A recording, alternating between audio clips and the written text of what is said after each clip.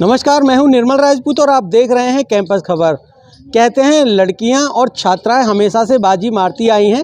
इस बार भी K R degree college में जो छात्राएं हैं काफ़ी संख्या में आप देख रहे होंगे उनको। इन्होंने यहां पर भी विभिन्न प्रतियोगिताओं में अपना कब्जा कर लिया है। लड़कों की संख्या 2 से 3 है और लड़कियों की संख्या आप देख सकते हैं कि दर्जनों में है। तो इनसे जान लेते हैं कि किन किन प्रतियोगिताओं में इनका जो ये सर्टिफिकेट इनको मिला है, ये प्राइज़ इनको मिला है और किस तरह की अनुभूति इनको हो रही है। सबसे पहले मैं आप ही से बात करता हूँ, क्या नाम है आपका? मेरा नाम शिवानी यादव है। मैं एमए फाइनल की स्टूडेंट हूँ। तो मैंने ये निबंध प्रतियोगिता में जीता है। जो इसका शीर्षक था निज भाषा उन्नति है सब उन्नति को मूल। तो जैसे कि आपको पता ही है हिंदी दिवस क्यों मनाया जाता है। आज ई सर ने बताया कि दिवस इसलिए मनाया जाता है कि हम किसी चीज़ को भूलें नहीं, और आजकल सब हिंदी को भूलते जा रहे हैं और इंग्लिश को ज़्यादा मान्यता दे रहे हैं। तो मेरा ये निबंध इसका शीर्षक था। तो निज यानी कि अपनी भाषा, यही उन्नति का आधार है। इसी से हमारी उन्नति निश्चित है। भले हमें अनेकों प्रकार की शिक्षाएँ, ज्ञान, कलाएँ सबसे हमें सीखनी चाहिए, पर इसका प्रचार हमें अपनी भाषा में ही करना चाहिए, क्योंकि निज भाषा के बिना अपने हृदय की पीड़ा को ख़त्म करना संभव ही नहीं है। इसलिए हमेशा हिंदी को ही हमें प्रोत्साहित करना चाहिए। कौन सा प्राइज़ आपको मिला है? मुझे 3rd प्राइज़ मिला है। 3rd मिला है। आप नाम बताइए और रेनू। कौन सा प्राइज़ मेरे को रेनू 3rd प्राइज़ मिला है एंड स्लोगन में 7वां का प्राइज़ मिला है। क्या कहेंगे, लड़कों से लड़कियों की संख्या ज़्यादा है? ऑब्वियसली लड़कों की ज़्यादा, मतलब लड़कियों की संख्या ज़्यादा ही है, क्योंकि आज के क्षेत्र में देखा जाए तो लड़कियां आगे हैं। कहीं भी देख लो, चाहे ओलंपिक में देख लो या कॉलेज में देख लो, स्कूलों में देख लो, क्योंकि ज़्यादातर पहले लड़कों का नाम ज़्यादा होता था। तो इसी बेस पे कुछ नारी शक्तियों का आयोजन हुआ, मतलब ऐसे बेसेस आते चले गए जिसमें देखने को मिला कि हाँ, लड़कियां ही भी कुछ कर सकती है। घर का भी नहीं, बल्कि वो स्कूल का भी कर सकती है, कॉलेज का भी कर सकती है, देन वो घर का भी कर सकती है। ठीक है, वो सारी अपेक्षा वो लड़कियों से सब रखते हैं। बिल्कुल, जिस तरह से नारी शक्ति का जो सम्मान, जो प्राइज़ इन्होंने जीते हैं, मैं आपसे भी बाद में बात करूंगा। पहले नमस्कार, मेरा नाम आदित्य शर्मा है और मैं काव्य पाठ एवं वाद विवाद प्रतियोगिता में 3य स्थान प्राप्त किया है।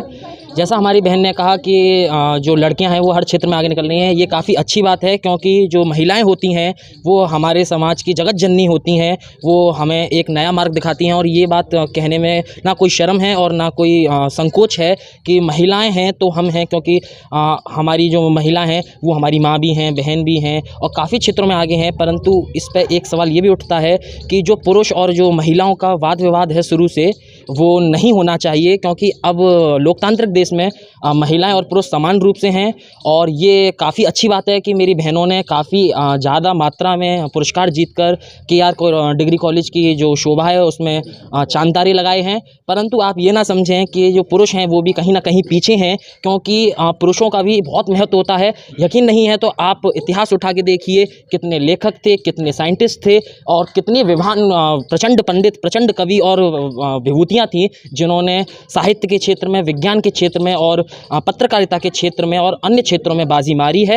ये कहते हुए मुझे काफ़ी खुशी होती है कि मेरी बहनों ने भी काफ़ी अच्छी प्रस्तुतियाँ दी, काफ़ी अच्छा जो अपने वाक्य थे और जो अपने विचार थे वो पूर्ण रूप से जो शिक्षकगण थे, जो हमारे जो मुख्य अतिथि थे, उन सभी के समक्ष प्रस्तुत किए। इसी के साथ मैं अपनी वाणी को विराम देता हूँ। धन्यवाद। आप बताइए, आप कौन सा प्राइज़ जीते हैं और कौन सी प्रतियोगिता? मेरा नाम वेदांत कौशिक है और मैं काव्य पाठ में 2nd आया हूँ, 2य स्थान मैंने ग्रहण किया है। चलिए, अब ये तो हो गई पुरुष की। अब करते हैं बात मातृशक्ति की। मातृशक्ति काफ़ी खुश दिखाई दे रही है और खुश होने के साथ साथ मैं आपसे भी बात करूंगा। पहले मैं इधर से ले लेता हूं, इधर से यहाँ से बात करना शुरू करता हूं। आप काफ़ी खुश नज़र आ रही हैं। ऐसा क्या मिला है आपको कि जितना खुश हैं आप? Sir, first of all I feel proud. First time sorry sir, I have no word. I cannot explain my feelings. क्योंकि मैंने फर्स्ट टाइम प्राइज पाया और वो भी दो एक साथ, और वो भी 2nd प्राइज, और जिसका मैंने सोचा ही नहीं था। बस ऐसे ही अपने एंटरटेन के लिए मैंने दे दिया और 2nd प्राइज मिला। तो ये मेरे लिए बहुत बड़ी वो है। ये मातृशक्ति पहली ऐसी हैं जिन्होंने एंटरटेन के लिए यानी मज़े मज़े में लिख डाला और 2 प्राइज़ जीत डाले हैं। चलिए, इनसे भी बात कर लेते हैं। आप बताइए, आपने कौन सी प्रतियोगिता में भाग लिया? पुरस्कार मिला है सर। मैंने खुद स्वयं रचित अपने विचारों को प्रकट करते हुए कहानी लिखी।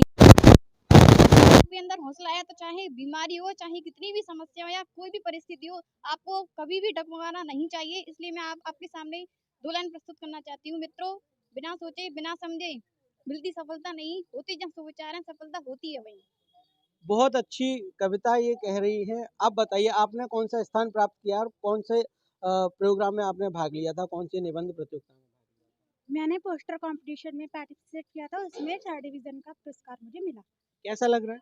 बहुत अच्छा लग रहा है। नहीं, मैंने तो पूरी अच्छे से बनाया था, मैंने मज़े-मज़े में ये नहीं किया था। मज़े-मज़े में क्विज़ वाला किया था, जिसमें कि मुझे सांत्वना पुरस्कार मिला है। बहुत यहाँ संख्या देखने को प्रमाण पत्र और ढेरों जो है प्राइज आपने ले रखे हैं। 3-3 प्रमाण पत्र और 3-3 प्राइज आपने ले रखे हैं। मैंने कहानी लिखी थी आभाव, जो मैंने रात के 2 बजे कंप्लीट की थी। 2 बार स्टेप मैंने कैंसिल किए थे, 2 बार मैंने अपनी कहानी का शीर्षक चेंज किया था।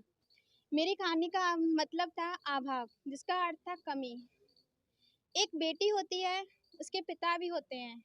पिता 21 साल की, पहले तो माँ होती है, माँ 13 साल की एज में उसकी ख़त्म हो जाती है और पिता उसके 21 साल में ख़त्म हो जाते हैं। चाचा चाची को इसका साथ नहीं देता। उसके छोटे छोटे 4 बहन भाई और होते हैं। माँ उसके सबसे छोटे भाई को प्रवासा काल में ही ख़त्म करके, मतलब प्रवासा काल में ही मृत्यु हो जाती है उसकी माँ की। उस भाग्या, मेरी स्टोरी में जो लड़की है उसका नाम है भाग्या। भाग्या, भाग तो उसका था पर भाग्या उसका नाम। भाग्या जो अभावी रह गया उसकी पूरी ज़िंदगी में, पूरी लाइफ में। उसने हमेशा संघर्ष देखा, आंसुओं के घूंट हमेशा पीती गई। वो हमेशा औरों के लिए करती गई। भाई को पढ़ाया, बीकॉम कराया, खूब अच्छी बैंक में उसकी नौकरी लगी। पर भाई क्या कह के चला जाता है, मैं कोई कुएं का मेंढक नहीं हूँ जो तुम्हारे साथ में खड़ा हूँ। उसकी 2 बहनें छोटी भी होती हैं और एक भाई सबसे बड़ा छोटा होता है। 2 बहनों की वो शादी कर देती है और सबसे छोटा भाई, जिसके लिए वो संघर्ष ही कर रही होती है, अभी प्राइवेट स्कूल में वो पढ़ा ही रही होती है। उसकी मात्र सैलरी अभी 10,000 ही थी। उधर वो घर में कोचिंग भी देती है और भाई से, चाचा से, ताऊ से, किसी से उसको कोई आस नहीं होती कि उसके साथ कोई खड़ा होगा। पापा के पैसों से वो बड़ी छोटी बहनों का शादी कर देती है। बचता है उसका सबसे छोटा भाई, भाई जो अभी पढ़ रहा है। भाई भी 5-10 साल बाद उसकी भी नौकरी लग जाती है। खूब अच्छी पानीपत में रिफाइनरी में वो जॉब करता है, खूब अच्छे पैसे कमाता है। बहन को उसके फिर फ्यूचर की चिंता होती है, शादी भी वो कर देती है। उसकी पत्नी का नाम मीरा होता है। फिर बहन सोचती है अब मैं इस पर बोझ बनना नहीं चाहती। बहन सब कुछ अपने भाई छोटे और बड़े के नाम करके वो चली जाती है। उसकी एज हो जाती है 45 साल। 45 साल उसकी एज हो जाती है। अब वो ये सोचती है कि मैं अब क्या शादी करूं, अब मेरे लायक कोई चीज़ भी तो नहीं है। वो उस घर को छोड़ के और वो सारे रिश्ते नाते तोड़ के वो आज़ादी चाहती है और वो आज़ाद हो जाती है। मैं कहानी में बस 2 चंद लाइनें कहना चाहूँगी। मंजिल थी उसकी पर रास्ता खो गया, खुला आसमान था उसका पर अंधकार में हो गया। क्या खुदा ने उसके नसीब में लिखा था कि कोरा कागज कोरा ही रह गया। जिस तरह से इस छात्रा के भाव यहाँ सुनने को मिले हैं और 3-3 प्राइज इस छात्रा ने जीते हैं, वो यही सिखाते हैं सफलता उसी को मिलती है जिनके सपनों में जान होती है। एक नई सीरीज़ के साथ और नई कहानी और नई खबरों के साथ आपसे फिर मुलाकात होगी। तब तक के लिए आपसे विदा लेते हैं। नमस्कार।